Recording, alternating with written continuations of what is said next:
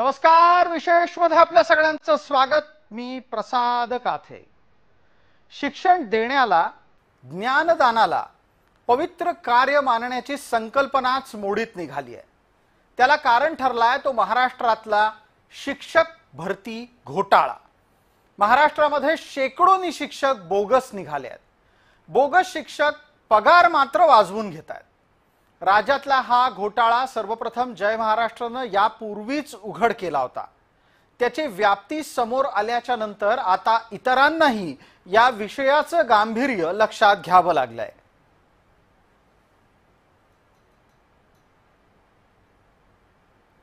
उघड झालेला नागपूर शिक्षक भरती घोटाळा आहे असं म्हटलं जातंय.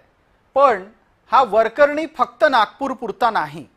आत्ताच्या घडीला जो घोटाळा समोर आलाय त्या नागपूर शिक्षक भरती घोटाळ्यामध्ये 580 शिक्षक अपात्र ठरलेले आहेत. या अपात्र शिक्षकांच्या नियुक्त्या आता रद्द होणार आहेत. शिक्षकांच्या नियुक्त्या रद्द झाल्यानंतर त्यांच्याकडून आतापर्यंत मिळवलेला सगळा पगारही वसूल केला जाईल. चौकशी समिती मार्फत घोटाळ्याची चौकशी होईल असं मुख्यमंत्र्यांनी सांगितलंय. शिक्षण संचालक चौकशी समितीच्या प्रमुखपदी नियुक्त करण्यात आलेले आहेत. प्रत्येक नियुक्तीच्यासाठी एकेका शिक्षकाकडून 40-40 लाख रुपये घेतल्याचा प्राथमिक अंदाज आहे. शिक्षण घोटाळा जो साधारणतः आयडी संदर्भात होता त्याच्या संदर्भात आतापर्यंत आपण 5 लोकांना अटक केलेली आहे. त्याच्यामध्ये जे डेप्युटी डायरेक्टर ऑफिसचे त्याच्यामध्ये 3 लोक आहेत, विथ डायरेक्टर, डेप्युटी डायरेक्टरांसहित आणि इतर एक, आणि जो फुडगे म्हणून जो आहे जो मुख्याध्यापक म्हणून त्या ठिकाणी बोगस कागदपत्राद्वारे लागला तो एक. असे त्या ठिकाणी 5 आरोपी अद्याप आमच्या तिसऱ्या पोलीस कस्टडी रिमांडमध्ये आहेत. त्याच्या अनुषंगाने आमचा तपास सुरू आहे. पोलिसांनी आरोपींना अटक केलेली आहे. याबाबत सत्यता जाणून घेण्याची वस्तुस्थिती काय आहे, कुठल्या शिक्षकांनी चुकीच्या पद्धतीने काम केलेलं आहे, कोणाचा अपराध चुकी झालेला आहे, या सर्व गोष्टीची सखोल तपासणी केल्यानंतर जे लोक नियमानुसार पात्र आहेत आणि अपात्र आहेत त्यांना त्या त्या पद्धतीने त्यांच्या केसवर पुनः निर्णय करण्यात आणि या संदर्भामध्ये माननीय शिक्षण मंत्र्यांना पूर्णपणे ब्रीफिंग असेल आणि हे या संदर्भामध्ये आपल्याला योग्य करतील असं मला वाटतं. शिक्षकांचे लोकप्रतिनिधी म्हणून ओळखले जाणारे नागो गाणार हे गेले अनेक वर्ष हा विषय मांडतायत. माजी शिक्षक आमदार या नात्यानं त्यांनी शिक्षक भरती घोटाळा झाला कसा ते तर मांडलंच, पण त्याचबरोबर याचे लाभार्थी कोण हेही अधोरेखित केलं.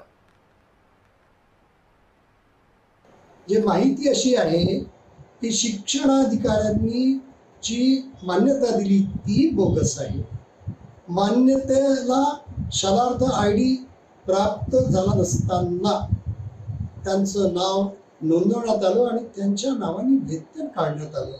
म्हणून वेतन पथक अधीक्षक वाघमारे यांना निलंबित केलं आणि शिक्षण उपसंचालकांनी जे सायबर पोलीस ठाणे आहे नागपूर शहर तिथे 12 मार्च 2025ला एक तक्रार दिली.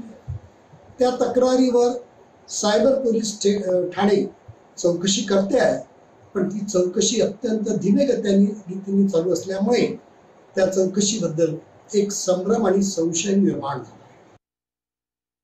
साधारणपणे कुठलाही घोटाळा हा जेव्हा उघडकीस येतो तर त्यामध्ये एक सर्वात मोठा भाग असतो की जो पैशांचा अपहार ज्या पद्धतीने होत असतो आणि कुठेतरी ती जी एक चेन असते, जशी चेन या शिक्षक भरती घोटाळ्यात देखील आपल्याला दिसते, त्या चेनमध्ये जे काही ज्या प्रकारे त्या पैशांचं वाटप होतं आणि ते पैसे वाटप होत असताना कुठल्या तरी एका किंवा 2 सदस्यांना जर ते पैसे मिळाले नाही त्यांचे, तर मग तिथून त्या घोटाळ्याला वाचा फोडते.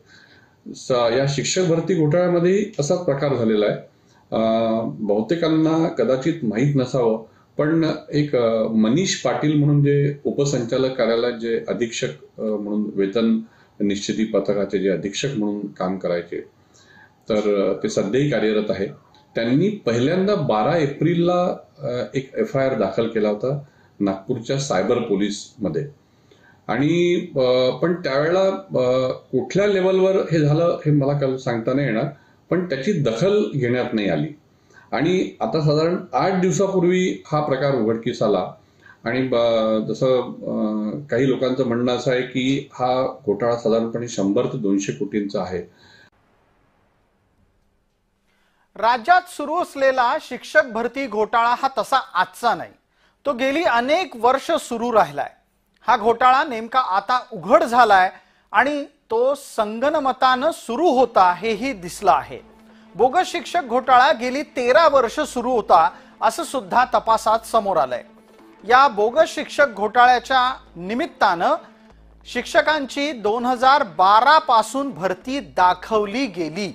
आता आपण 2025 मध्ये आहोत, त्यामुळे तुम्हाला व्याप्ती लक्षात येईल. अनेक जिल्ह्यांमध्ये याद्वारे बोगस शिक्षकांची भरती झाल्याचं आढळून आलंय. सरकारी शिक्षक भरती गेले अनेक वर्ष बंद असूनही ही बोगस भरती मात्र सुरूच राहिली.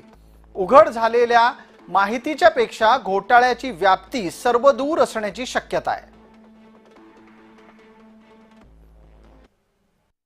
याच्यामध्ये एक नेहमीचा मुद्दा असा असतो की शिक्षकांनी असं म्हणायचं किंवा शिक्षण व्यवस्थेतल्या लोकांनी असं म्हणायचं की सगळा समाजच भ्रष्ट होतोय, मग तुम्ही आम्हालाच का बोलता? सगळा समाज जेव्हा सुधारेल तेव्हा आम्ही सुधारू.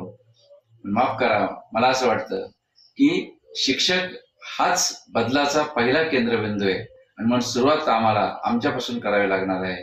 किंवा समाज भ्रष्ट झाला म्हणून आम्हाला त्याच्या मागे लागता येणार नाही.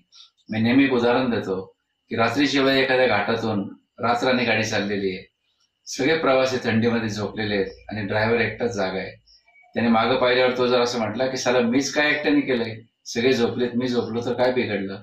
मला असं वाटतं की त्याच्या मनात हा विचार आल्यानंतर त्याने जर कृती केली तर पुढचा विचार करायला तोही जिवंत नसेल आणि ते प्रवासी सुद्धा जिवंत नसतील.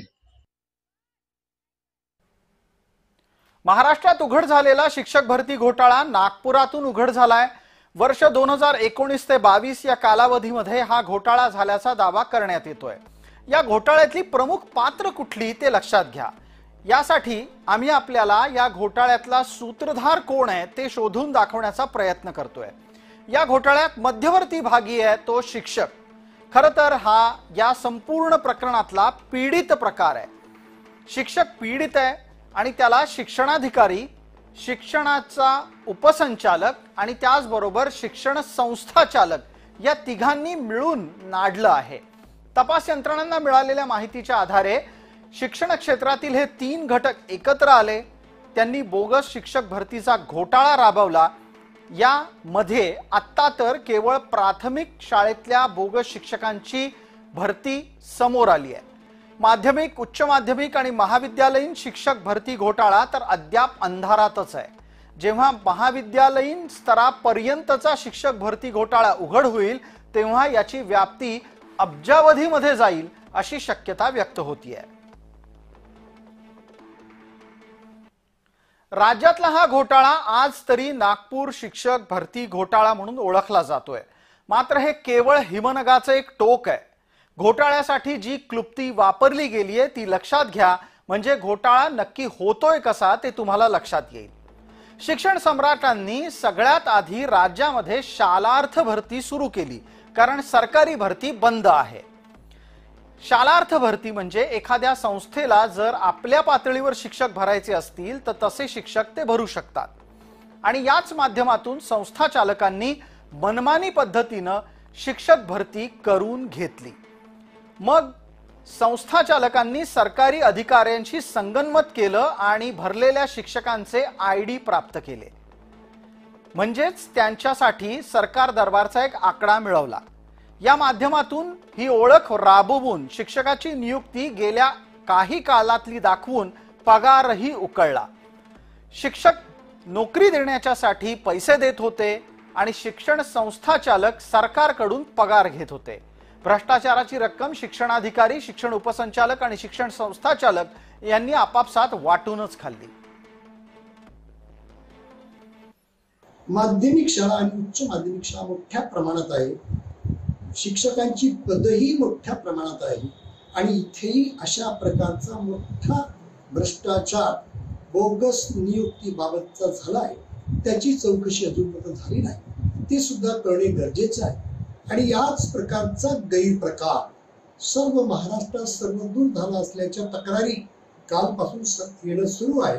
आणि म्हणून माझी माननीय मुख्यमंत्री देवेंद्र फडणवीस साहेब आणि शासनाला नम्र प्रार्थना आहे शिक्षक समुदायाच्या वतीने की या सर्व गंभीर स्वरूपाच्या प्रकरणाची चौकशी करण्याकरता ICTचं गठन करावं, SITचं गठन करावं.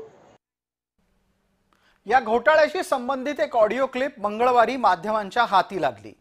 नागपूर शिक्षण विभागामध्ये अधिकारी असलेल्या निलेश मेश्राम यांची ही ऑडिओ क्लिप असल्याचं सांगितलं जात आहे. घोटाळ्यासाठी एका व्यक्तीला निलेश उद्युक्त करत असल्याचं यात लक्षात येतं. जय महाराष्ट्र ही वृत्तवाहिनी या ऑडिओ क्लिपची पुष्टी करत नाही. मात्र घोटाळ्याशी निगडीत समाज माध्यमामध्ये व्हायरल होत असलेल्या तपशिलाची नोंद आम्ही घेतो आहोत.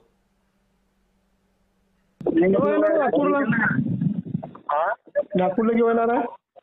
नागपूरला मला वेळ आहे यायला 8 तारीख. हो का? तर तू येऊन जा नागपूरला, तुझ्याशी बोलायचं त्या विषयावर. हो ठीक आहे ना. काय करायचं काय आता आपल्याला? आपल्याला काय नाही, ते फाईल दाखवून दे थोडीशी. केलं ना ते. कारण तो तिथून तू विचारलं तर नाही म्हणजे काही आलंच तर नाही म्हणजे इकडे. कोण? नाही पाठवायचं राहिलं ना, तर मी येणार नाही तोपर्यंत पाठवीन कसं? अच्छा अच्छा, फाईल तुझ्याकडे आहे का? चांगला आहे ते. हा, फाईल तुझ्याकडे आहे. मला काय वाटलं का तू पाठवून दिली तिकडे समोर, असं वाटलं मला. नाही, जेवढं लेट होईल तेवढं चांगलं आपल्यासाठी ते. बरं ठीक आहे, तू येऊन जा नागपूरला आता 2 दिवस तो गोष्ट. मी तर येतो, पण मी तुला एक नंबर देतो. हा, मला त्याच्यात अर्जंट सुद्धा आधार कार्ड. मी काय म्हटलं, थोडासा तू येऊन गेला असता, मी देतो, काही टेन्शन नाही ना. पाहतो मी दिवसभरात. अर्जंट आहे म्हणून. हा. हा सध्याचा उघडकीस आलेला शिक्षक भरती घोटाळा जेव्हा चौकशीच्या निमित्तानं पुढे जाईल त्यावेळेला त्याचे खरे अपराधी पकडले जातील अशी आपण अपेक्षा बाळगायची. कारण आत्ताच तक्रार दाखल झाल्यापासून इथपर्यंत पोचता मोठा कालावधी निघून गेलाय. मुळातच यंत्रणांच्या विरोधामध्ये ज्या वेळेला एखादी दुसरी यंत्रणा चौकशी करायला उभी राहते तेव्हा बऱ्याचदा पडद्यामागे भलतच संगनमत होताना दिसतं. शिक्षक भरती घोटाळ्याबाबत हे होऊ नये अशी किमान अपेक्षा. विशेषतः या भागामध्ये तुर्तास इतकंच. आपण पाहत रहा फक्त जय महाराष्ट्र.